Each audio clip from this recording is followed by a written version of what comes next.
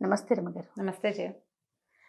రమగారు, అమ్మని గౌరవించటం, అమ్మ కష్టాన్ని గుర్తించటం, ప్రేమించడం మాటల్లో కాదు చేతల్లో. అది ఎలా నేర్పించాలండి పిల్లలకి? ఎవరి అమ్మలు వాళ్ళకి పిల్లలకి నేర్పుకోవాలి జయ. మీకు పాయింట్ నేర్పించగలుగుతున్నారంటారా? నేర్పించట్లేదు. నేర్పించకపోవడం వల్లే అమ్మలు టాపిక్ వస్తుంది. టాపిక్ వస్తుంది. తల్లి కష్టాన్ని గుర్తించరు. అసలు తల్లుల కష్టాన్ని ఇప్పుడు మగపిల్లలు గుర్తించకపోవటం, పెళ్ళాలు వచ్చాక అమ్మలను వదిలేయటం కాదమ్మా. ఆడపిల్లలు తల్లులతో ఉండేటప్పుడే తల్లుల ఇబ్బంది, నొప్పి, సమస్య, అమ్మకు విసుగు పుడుతోంది, ఆమె వల్ల కావటం లేదు అని గ్రహించరు. తల్లి తమకు ఉన్నది చెయ్యడానికే అని భావిస్తారు, పని చేయటానికే. అమ్మ ఉండేది అమ్మ మెషిను, అమ్మ రోబోట్. నీకు విసుగులు, మూడ్స్, కోపాలు, కష్టాలు ఎన్నుంటాయి, అమ్మకు అవేవి ఉండకూడదు. అమ్మ కోపంగా ఉన్నా నీకు వంట వండి పెట్టేసేయాలి, నీ బట్టలు ఇస్త్రీ చేయించేసేయాలి, నీకు పండగకి సరైన బట్టలు కుట్టించేసేయాలి, ఫ్యాషన్గా కుట్టించాలి. ఉప్పు కారం కూడా తగ్గకూడదండి కూరల్లో ఉప్పు కారాలు తగ్గించకూడదు. ఇవాళ నేను చేయలేను, దీంతో సర్దుకోండి అని అనకూడదు. వాళ్ళ అమ్మ ఎవరు పైగా ఇంకా ఉంది, వాళ్ళ అమ్మ ఫ్యాషన్గా ఉంటుంది, నువ్వేమిటి ఇలా ఉన్నావంటాం. వాళ్ళ అమ్మలు భలే తెలివిగా ఉన్నారు, నువ్వు లేవంటాం. ఇవి పెద్ద పెద్ద వాళ్ళు కూడా ఇలాంటివి ఎదుర్కొంటారు జయ. పెద్ద వాళ్ళు కూడా ఎదుర్కొంటారు. మనమ్మ ఎలా ఉన్నా మనమ్మేనని భావించారు. టీనేజ్ పిల్లలు భలే సతాయించేస్తారు. 10-12 ఏళ్ళు వచ్చేదాకా అమ్మ పిల్లలకి తల్లి లేనిదే కుదరదు. తల్లినే చుట్టుకుని ఉంటారా. ఈ 13-14 వచ్చేసరికల్లా ఫ్రెండ్స్ పేరెంట్స్ని ఎవరినైనా చూసి వాళ్ళలాగా మనమ్మ లేదని అమ్మని విసుక్కుంటారు. వాళ్ళలాగా నువ్వు చేసి పెట్టట్లేదంటారు. వాళ్ళ పరిస్థితి వేరు, మన పరిస్థితి వేరు అని అనుకోరు. ఎంత హింస పెడతారో తల్లుల్ని పిల్లలే. అసలు అర్థం చేసుకోరు, చెప్పిన మాట వినరు. వాళ్ళు వెళ్తున్నారు, మనం ఎందుకు వెళ్ళాం, వాళ్ళు తింటున్నారు, మనం ఎందుకు తినాం, ఆవిడ చేస్తోంది నువ్వెందుకు చెయ్యవు, కాల్చుకు తినేస్తారు.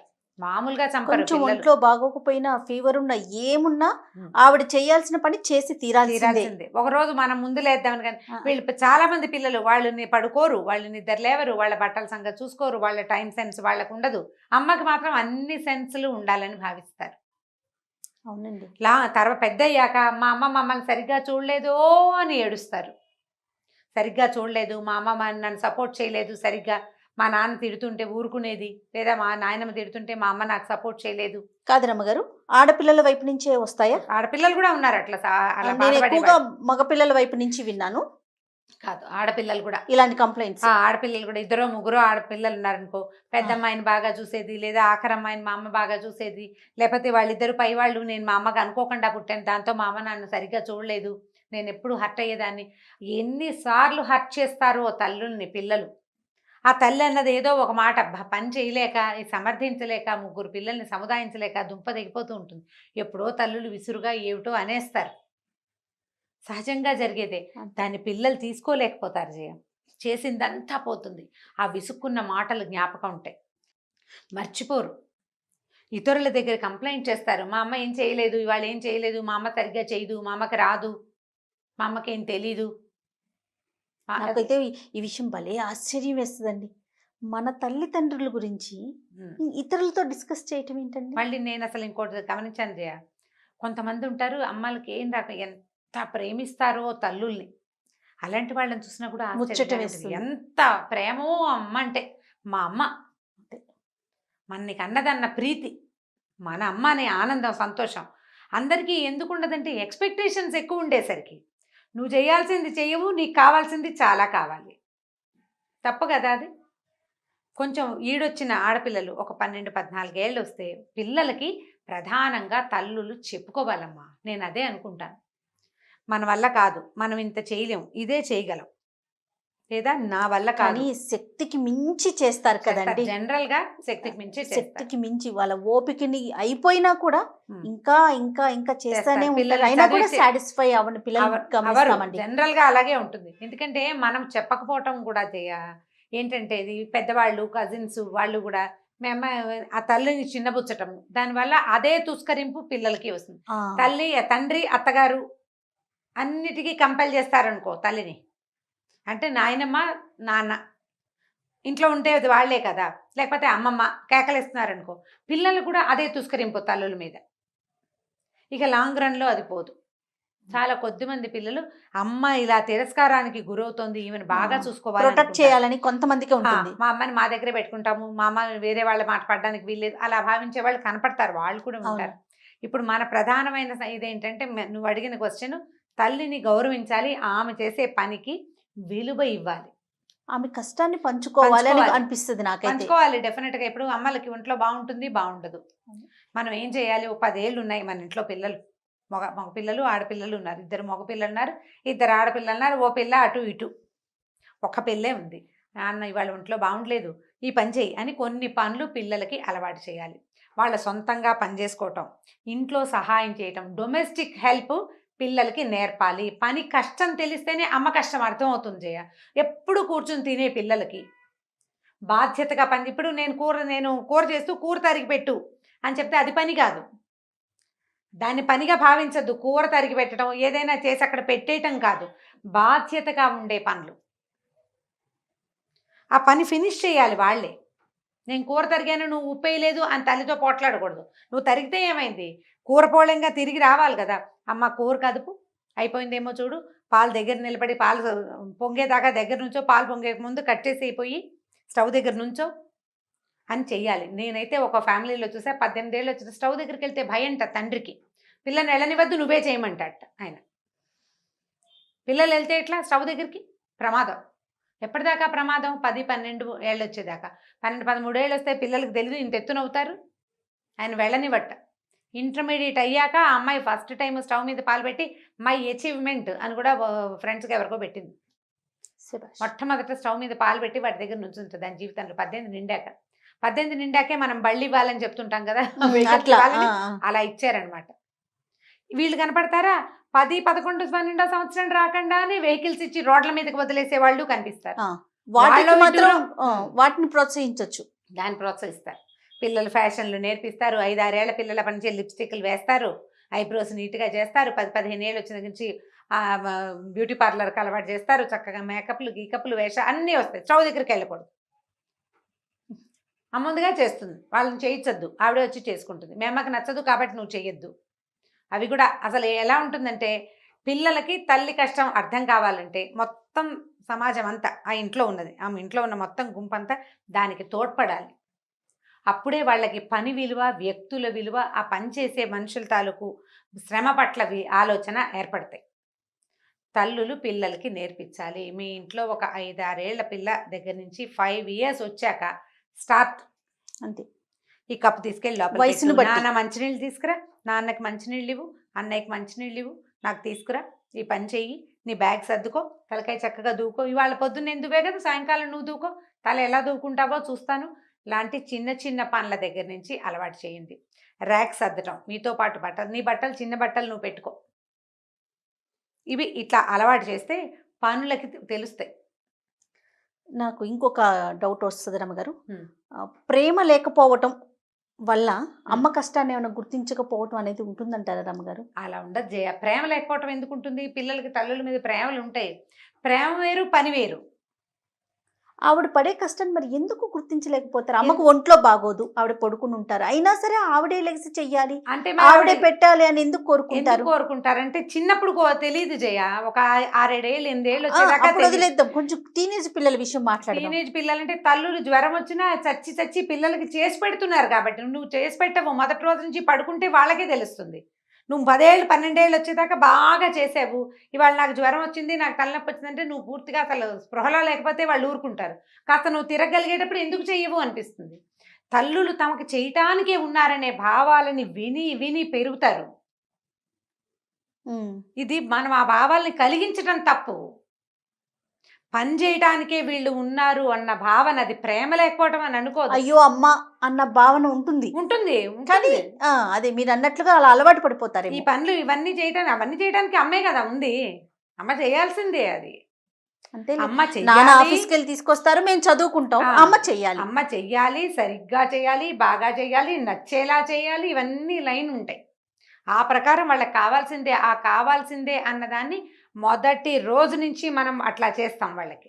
కాదు రమ్మగారు, నాన్నకి ఒంట్లో బాగోకపోతే ఒక రోజు లీవ్ పెట్టచ్చు, మీకు కాలేజీకి వెళ్ళబుద్ధి కాకపోయినా, స్కూల్‌కి వెళ్ళబుద్ధి కాకపోయినా, లేకపోతే ఆరోగ్యం బాగోకపోయినా ఇంట్లో ఉండొచ్చు, రెస్ట్ తీసుకోవచ్చు. మరి అమ్మ పరిస్థితి ఎట్లా? అప్పుడు అమ్మాయి చెప్పాలి కదా అది. ఖచ్చితంగా చెప్పాలి. ఇప్పుడు అమ్మలు చెప్పాలి, అమ్మలు తెలియచేయాలి. ఎవరు అమ్మగా ఈ పరిస్థితిలో ఎవరుంటారో వాళ్ళు నాకు కూడా రెస్ట్ కావాలి, ఈ పనులు నేను చేయలేను, సాయంకాలం వంట నా వల్ల కాదు, సాయంత్రం వంట నా వల్ల కాదు, నేను మీరన్నట్లుగా అలసిపోతున్నాను. కుటుంబం అంతా కూడా దానికి ఇప్పుడు ఆవిడ నేను అలసిపోయినట్టు ఏం మాయరోగం పిల్లని పొయ్యి దగ్గర పంపిస్తావా అని భర్త అనకూడదు. ఆ!